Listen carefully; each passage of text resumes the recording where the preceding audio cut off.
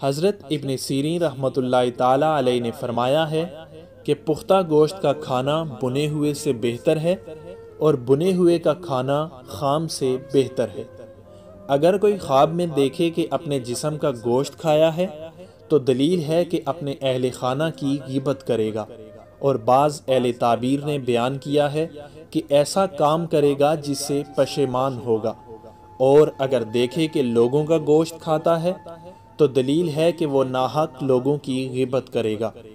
اور اگر دیکھے کہ کسی شخص کو پھانسی پر لٹکایا ہے اور وہ اس کا گوشت کھاتا ہے تو دلیل ہے کہ مال حرام کھائے گا۔ اور اگر دیکھے کہ مردہ شخص کا گوشت کھایا ہے تو دلیل ہے کہ اس کی بدی کرے گا، اور اللہ ہی بہتر کو خوب جاننے والا ہے۔